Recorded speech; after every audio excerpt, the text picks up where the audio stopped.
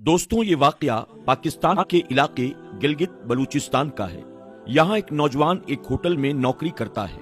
Hotel जो कि उसके घर के करीब ही था, लिहाजा वो रोजाना पैदल ही अपनी नौकरी पर जाया करता और शाम में वापस आ जाता। रास्ते में रोजाना उसका गुजर एक कब्रिस्तान के बाहर से होता था, लेकिन वो ना तो कभी इस कब्रिस्तान के अंदर दाखिल हुआ और न ही कभी इसके बारे में उसे कोई ख्याल आया। लेकिन एक दिन जब वो अपनी नौकरी से फारिग होकर अपने घर वापस जा रहा था तो उसे एक आवाज सुनाई दी। उस वक्त वो नौजवान कब्रिस्तान के बाहर से गुजर रहा था। ये आवाज साफ नहीं आ रही थी, लिहाजा उसने फैसला किया कि कब्रिस्तान में जाकर देखा जाए आखिर मामला क्या है, ये आवाज किसकी है और इस कब्रिस्तान यानी शहर खमोशा में कौन इतनी तेज आवाज में बोल रहा है। तो दोस्तों, वो आवाज किसकी थी और कब्रिस्तान में कौन इतनी जोर से बोल रहा था, हम आपको बताते हैं। लेकिन उससे पहले आपसे गुजारिश है, अगर आपने वीडियो को लाइक नहीं किया तो अभी लाइक कर लें। अगर आपने अब तक हमारे चैनल को सब्सक्राइब नहीं किया तो अभी सब्सक्राइब कर लें और आइंदा आने वाले ऐसे ही दिलचस्प वीडियोस की नोटिफिकेशन के लिए बेल आइकन पर क्लिक करना न भूलें। प्यारे दोस्तों, वो शख्स जैसे ही कब्रिस्तान में दाखिल हुआ, आवाज तेज होने लगी। ये दरअसल एक औरत की आवाज थी। उस नौजवान को मालूम होता है कि औरत बेबस है और मदद के लिए पुकार रही है। जब उस औरत की आवाज कुछ साफ होती है तो वो सुनता है कि वो औरत पुकार रही है, मेरी मदद करो और मुझे यहाँ से निकाल लो।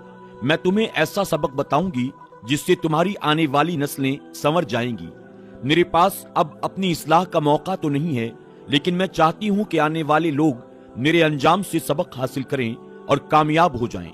वो नौजवान डर कर वहां से भाग जाता है और अपने मोहल्ले में पहुंचकर चंद बुजुर्गों को इकट्ठा करता है और अपने साथ पेश आने वाला सारा मामला उनके सामने बयान करता है।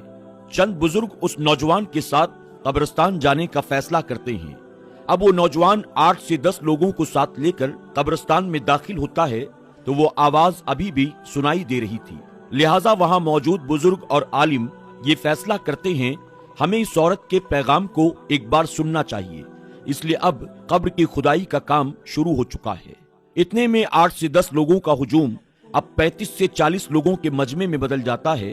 जब कब्र की खुदाई पूरी होती है तो देखा गया वहां एक औरत बैठी है जो कहती है, कोई मेरे घर जाओ, वहां से एक सूट ले आओ और उसके साथ कोई बड़ी सी चादर या दुपट्टा जरूर लाना। अगर मेरे घर का पता ना मालूम हो तो जाओ, कोई शख्स अपने घर से किसी औरत का कपड़ा ले आए, लेकिन साथ में एक बड़ी सी चादर या दुपट्टा जरूर लाना।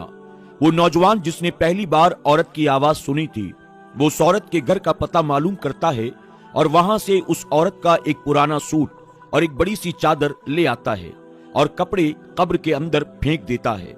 औरत वो कपड़े पहनकर कब्र से बाहर आती है और अपने घर की तरफ दौड़ने लगती है। अब वो लोग भी उस औरत के पीछे दौड़ने लगते हैं। औरत बार बार कहे जा रही थी, तुम सब मेरे पीछे आते रहो। औरत अपने घर में दाखिल होकर कमरे की तरफ लपकती है और कमरे को अंदर से बंद कर लेती है। उधर लोगों की तादाद भी बढ़ने लगती